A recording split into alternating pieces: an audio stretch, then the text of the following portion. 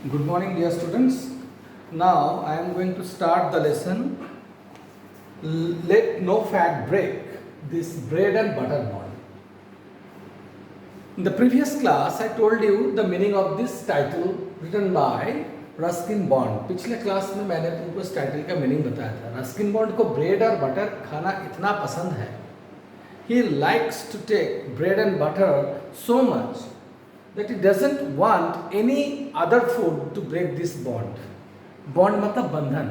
मतलब इस लाइन का अर्थ है कि मार्केट में चाहे कुछ भी फैड आ जाए, कुछ भी नया खाना आ जाए, कुछ भी नया टाइप का आ जाए, ये ब्रेड और बटर का जो मेरे जो बॉन्ड है, ब्रेड और बटर का जो बंधन है, मतलब मुझसे ब्रेड और बटर का जो बंधन है, यानी ब्रेड और बटर में जो खाना चाहता हूँ, इस बंधन को ना कोई तोड़ पाए. Ironically the title of the writer is also bond. Writer का टाइटल भी बॉन्ड है, इसलिए उन्होंने यहाँ पर बॉन्ड लिखा है. बॉन्ड शब्द का अर्थ होता है बंधन. तो देखो, I am starting from the next point, next line. Okay, after breakfast. Okay, open at page number 14. Page number 14 देखो. दैट्स इधन oats.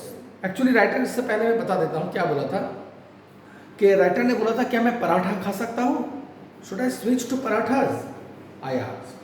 I rather like the thought of stuffed parathas for breakfast. मुझे stuffed paratha breakfast में अच्छा लगता है. stuffed paratha यानी पराठे के अंदर कुछ भरा हुआ रहना, यानी कुछ आलू या सब्जी का पराठा जैसे होता है, उस टाइप.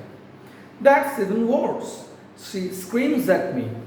उसका जो डाइटिशियन है, जो डाइटरी स्पेशलिस्ट है, उसने बोला ये तो और भी खराब है. That's even worse. Worse means और भी खराब. Next thing you will be wanting pure ghee. क्योंकि पराठा लेंगे तो आप बोलेंगे कि शुद्ध घी भी हो जाए. टू गो विद देम, उस पराठा के साथ. टू गो विद देम मतलब to go with them. With them मतलब विद पराठा. पराठा के साथ जो चलता है, पराठा के साथ शुद्ध घी खाते, घी के साथ पराठा खाया जाता है. तो बोलेंगे आप पराठा खाएंगे तो शुद्ध घी भी मांगेंगे. So what do I have for breakfast? तब राइटर परेशान होकर बोला अगर मैं पराठा भी नहीं ले सकता तो मैं ब्रेकफास्ट में क्या लूँगा? नो फ्लावर, कुछ आटा भी नहीं ले पाऊंगा. फ्लावर मीन्स आटा. फ्लोर, ये प्रोनाउंसिएशन फ्लोर नहीं होता है, फ्लावर. फ्लावर. नो फ्लावर, कोई आटा भी नहीं ले सकता. नो बटर, कोई मक्खन भी नहीं ले सकता. नो फ्लावर, नो घी, कोई आटा या मैदा, कोई घी, कुछ भी नहीं ले सकता. मैं तो क्या खाऊंगा? यू कैन हैव दलिया. आप दलिया खा सकते हैं. देखो, हिंदी में इसको दलिया बोलते हैं, जबकि स्पेलिंग है DHALIA. DHALIA, दलिया. इंग्लिश में बोलेंगे तो दलिया. तो दलिया is a kind of flower also, you know.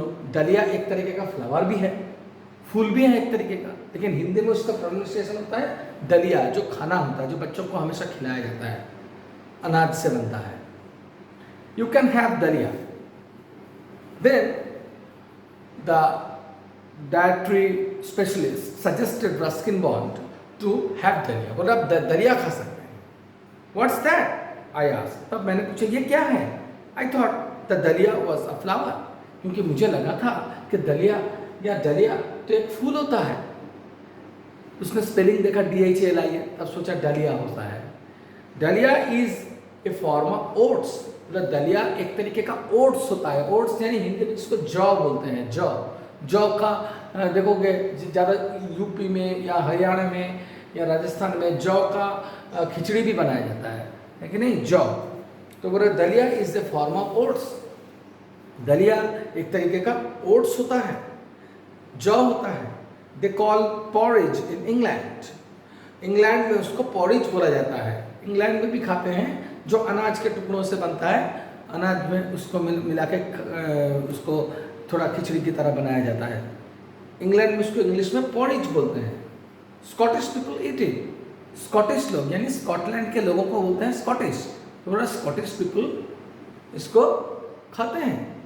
Actually I remember, तभी मुझे याद पड़ा कि दलिया from my boarding school days in Shimla. Writer बोल रहा तभी मुझे याद पड़ा कि जब मैं बचपन में शिमला में बोर्डिंग स्कूल में पढ़ता था, when I was in boarding school in Shimla, I used to be given दलिया.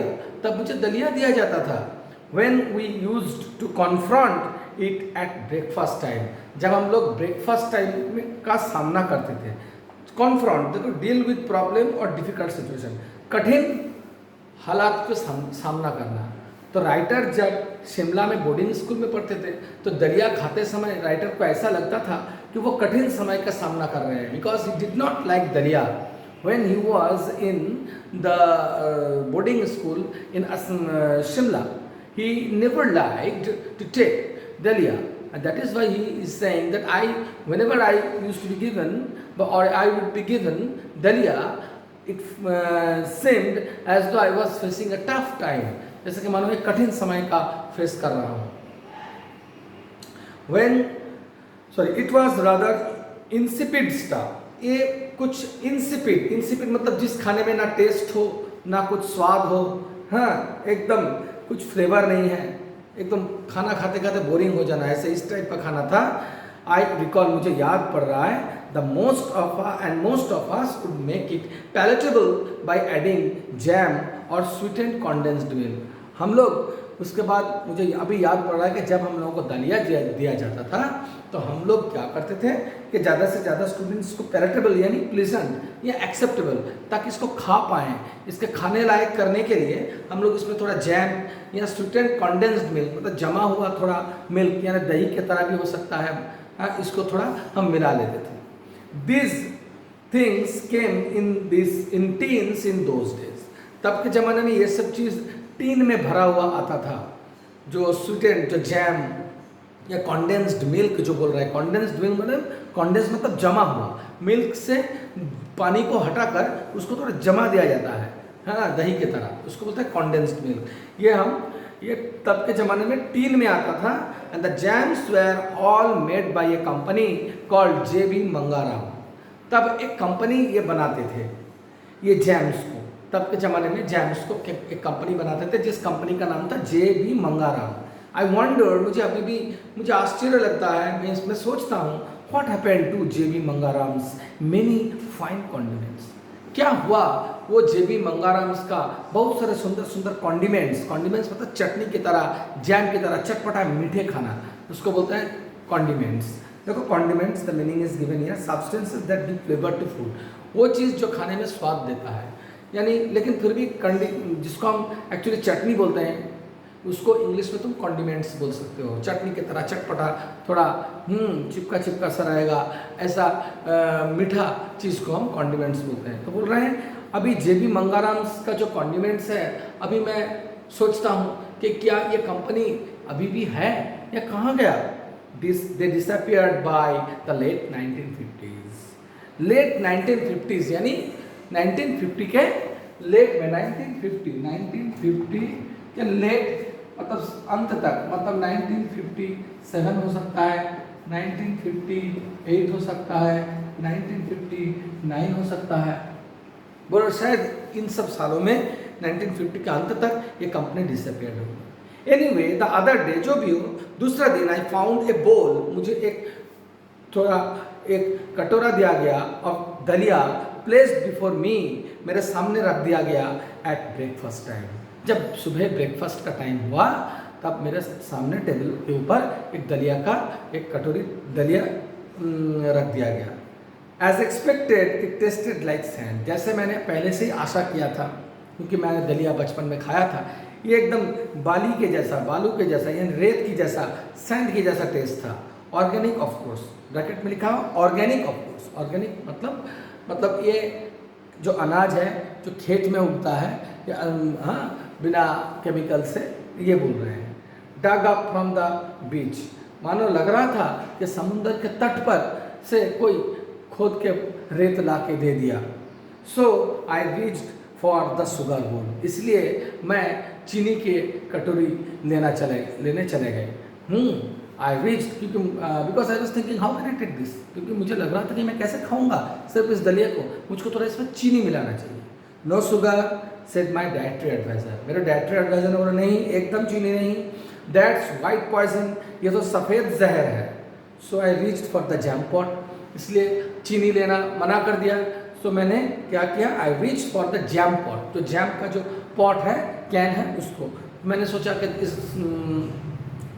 दलिया के साथ थोड़ा जैम मिला लेते हैं।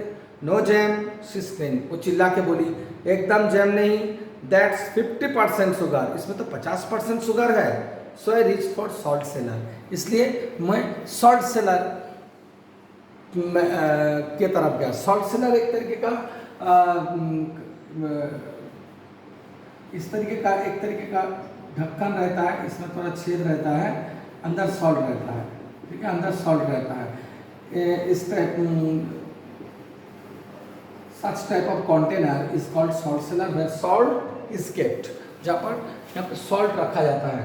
तो मैंने salt cellar, no salt, कोई नमक नहीं, कोई नमक नहीं। If you take salt, your blood pressure will be shoot up। अगर आप नमक लेते हो तो आपका ब्लड प्रेशर जो है, बीपी जो है वो शूट अप मतलब बढ़ जाएगा। Maybe I could have some mango pickle just to give it little flavour. तब मैंने उनको बोला क्या मैं थोड़ा आम की अचार ले सकता हूँ इसमें थोड़ा फ्लेवर स्वाद लाने के लिए। Pickle is full of salt, बोले पिकल क्यों लेंगे, अचार, अचार में तो नमक भरा, अचार में तो नमक एकदम भरा हुआ रहता है, अचार में नमक मिलता है। आई ग्रीव रिबेलियस, तब मैं रिबेलियस हो गया, रिबेलियस विद्रोह करने लगा।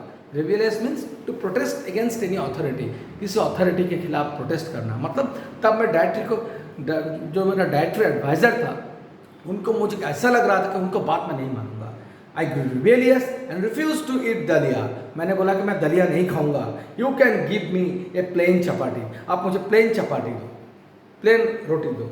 आई said sulking, sulking means getting bad tempered, पूरा बैड टेम्पर्ड हो गया, मैं गुस्सा आ गया, मुझे मैं कुछ भी खा नहीं सकता।